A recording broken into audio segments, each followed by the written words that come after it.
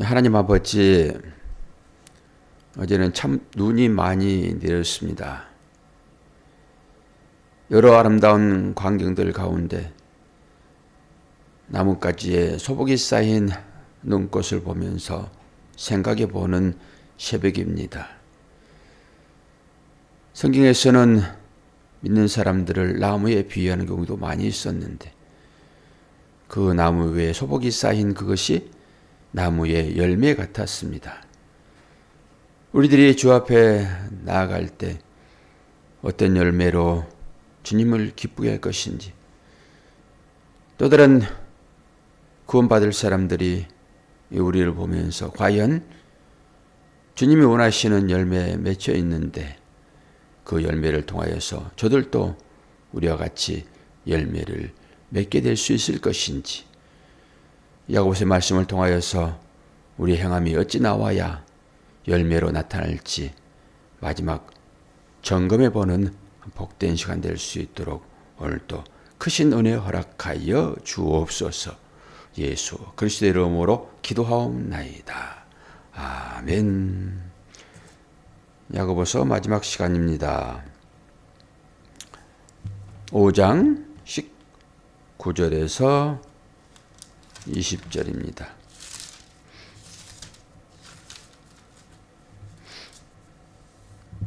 (5장 19절에서 20절)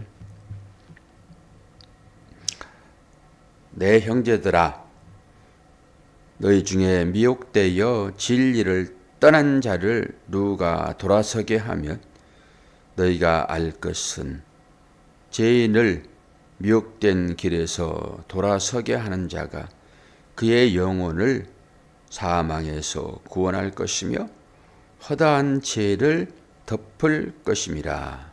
아멘. 야고보서 오늘 이제 마지막 시간인데 전체적인 맥락이 뭐였습니까? 2장 14절에 보면은 이 말씀이 있지요. 내 형제들아, 만일 사람이 믿음이 있노라 하고 행함이 없으면 무슨 유익이 있으리요? 그 믿음이 능히 자기를 구원하겠느냐? 아마 이것이 핵심 구절일 것입니다. 그러면서 그 행함이 어떻게 나옵니까? 만일 형제나 자매가 헐벗고 일용할 양식이 없는데 너희 중에 누구든지 그에게 이르되 평안히 가라, 덥게 하라, 배부르게 하라 하며 그 몸에 쓸 것을 주지 아니하면 무슨 유익이 있으리요? 이와 같이 행함이 없는 믿음은 그 자체가 죽은 것이라. 이것이 야고보서의 전체적인 핵심 구절이라고 저는 생각을 합니다. 이제 그러면서 우리의 행함을 독려하고 있지요. 로마서에 나와 있는 그 믿음과 오늘 야고보서가 우리에게 전해주는 이 행함은 동질입니다. 같은 것입니다. 다른 것이라고 보면 안 됩니다. 그러니까 인간들의 어떤 행위를 통해서 하나님은 사랑을 베푸시는데 그것이 곧 믿음에 의해서 나온 것들이다라고 보셔야 됩니다. 그러니까 이 행함은 일반 사람들이 선행이라고 하는 그것과는 모양은 같습니다. 모양은 같으나 그 내용은 전혀 다르죠. 여기에서 이제 음식이 나오고 입을 옷이 나오는데 그 옷을 한번 생각해 보면은 이런 것이지요.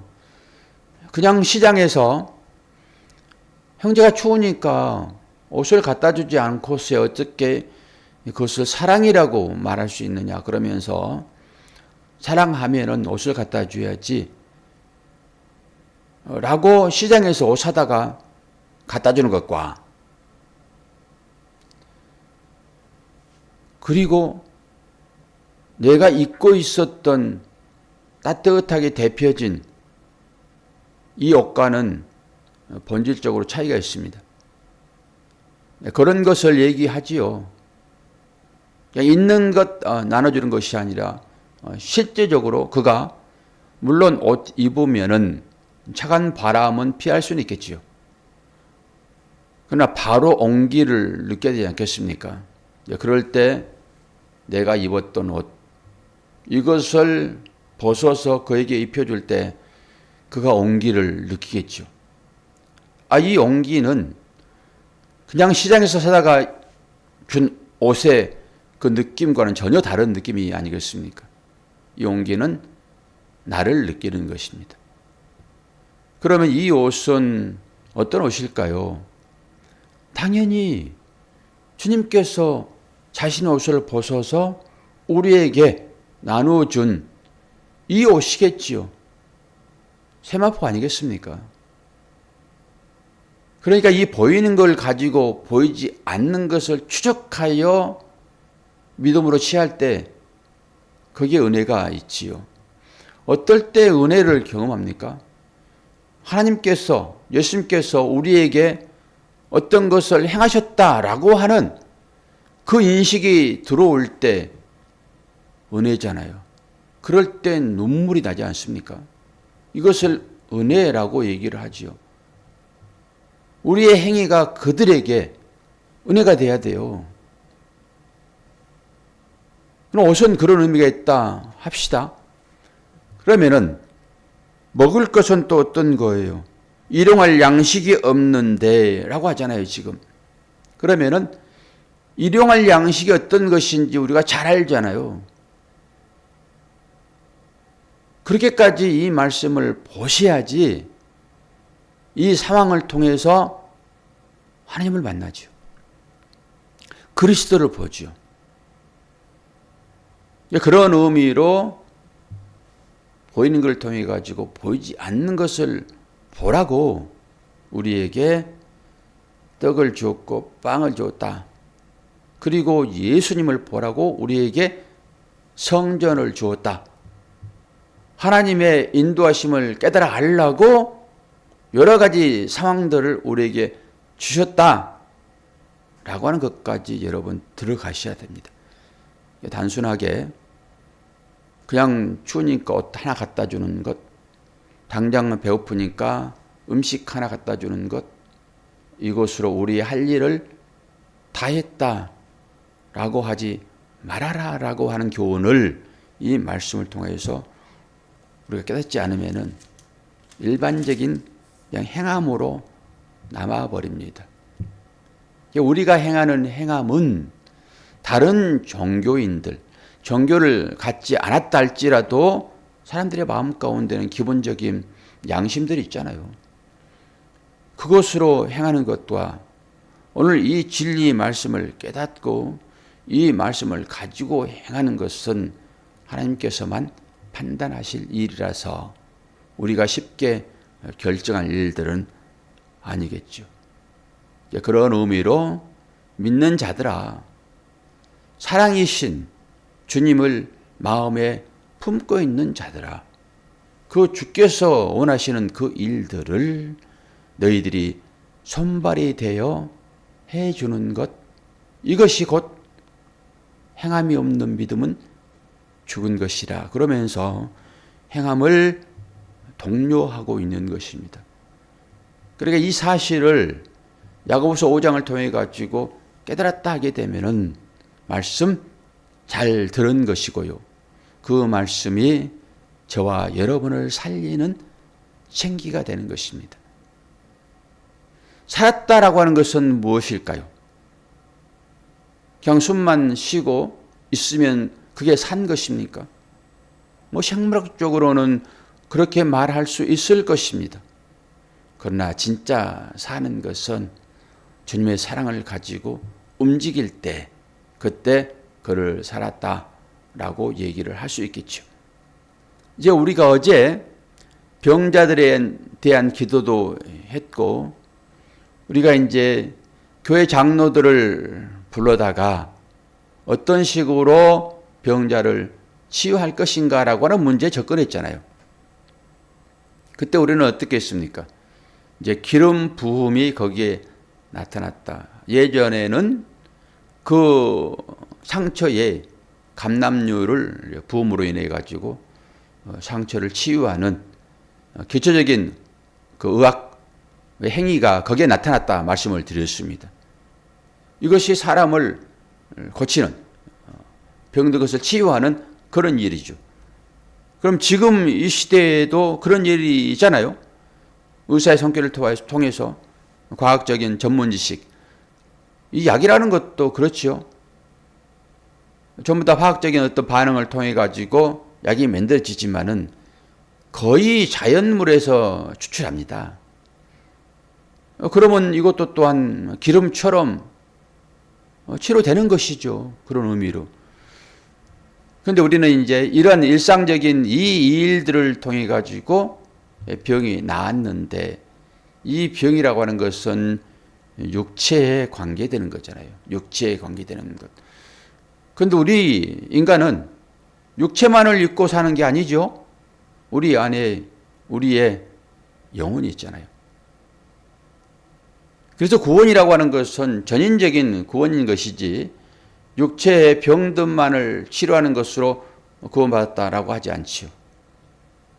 육체는 그런 식으로 병 고침을 이제 입었어요. 기름 부음을 통해 가지고.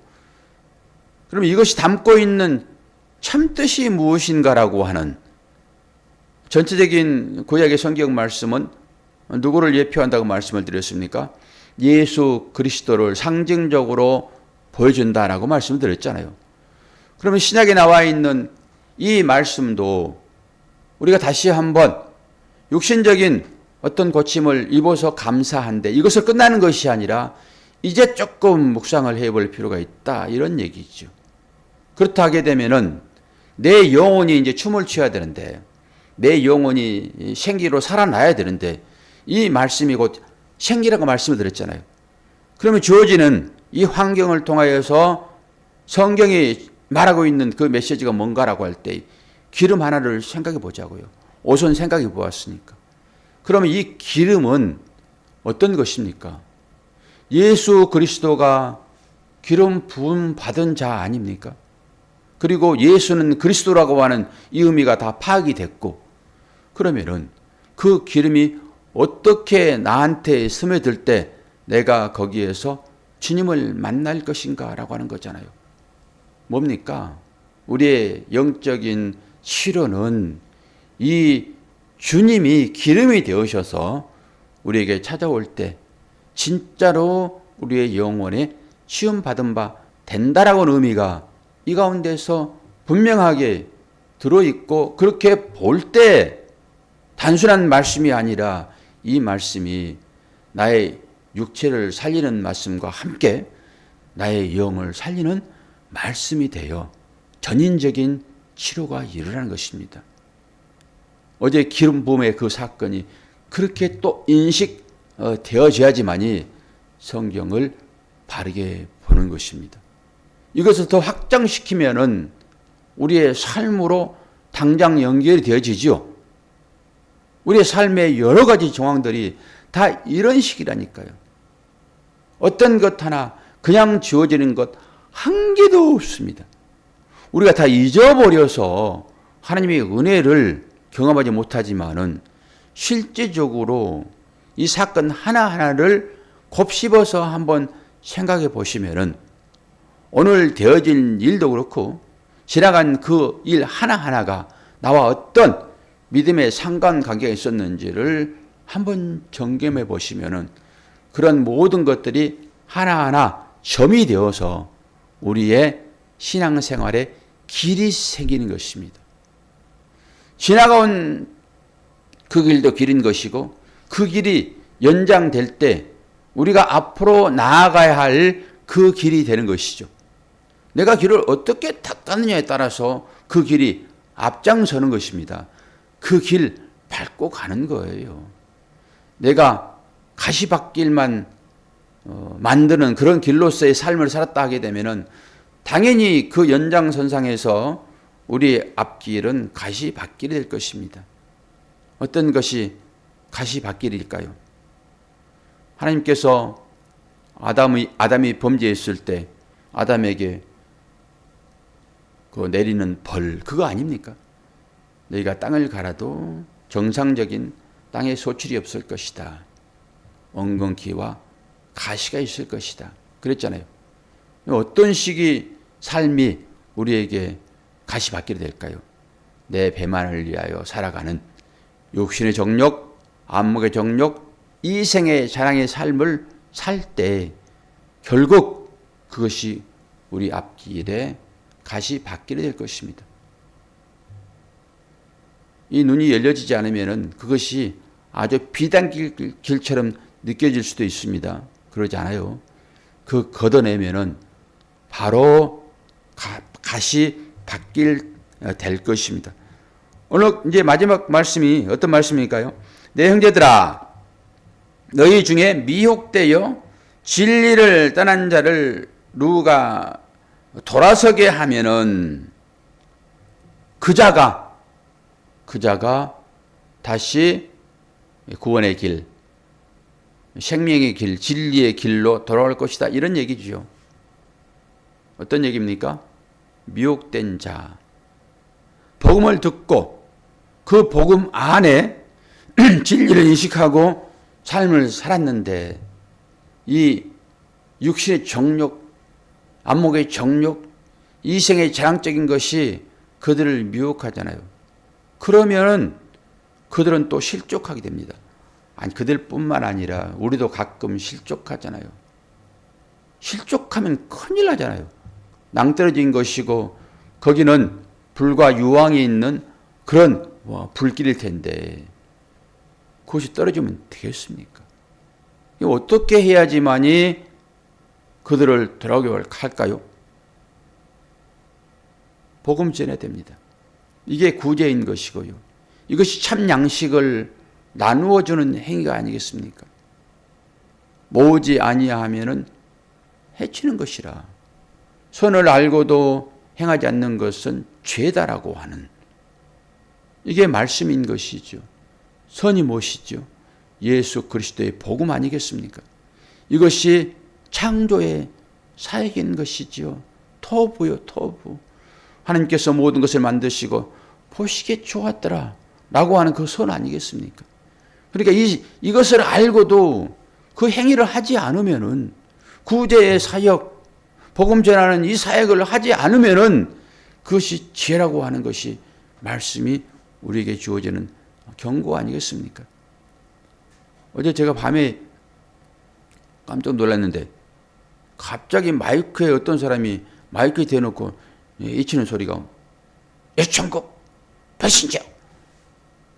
아니 그냥 음악을 틀어놓던지 찬송가를 틀고 차 가지고 이렇게 전도하러 다니든지 얼마나 듣기 좋아요. 찬송가 틀어놓으면은 길 걷던 사람들도 그 소리에 마음을 녹일 수도 있고. 근데 갑자기 그냥 그 본고 위에다 큰 아주 스피커 달아놓고 갑자기 마이크 대놓고 그냥 배신지역 예천국. 아니 갑자기 웃음이 나더라고요. 아니 저거 뭐 하는 것인가. 뭐 아는 것보다 낫다 할 수도 있겠으나 차라리 찬송가 틀어놓고 그냥 사람들의 마음에 평안이 올 수 있도록 그러지면 좋겠는데 갑자기 그러니까 저도 놀리고 길 가는 사람도 뜬금없는 이것이 선을 알고도 행하지 않는 자는 죄다라고 하는 그것과 연결시켜서 설명해 볼까요? 그건 아니겠잖아요. 복음 전하는 것이 그런 식으로 상대방의 감정을 물론 빛이라고 하는 것은 어둠을 들춰내는 것이니까 빛이 가게 되면 어둠은 괴롭겠죠. 도망가려고 하겠죠. 자기 신분을 숨기려고 빛을 감싸겠죠. 그러나 그런 것이 아니라고 그러면은 상대를 굳이 기분 나쁘게 할 이유가 없지요.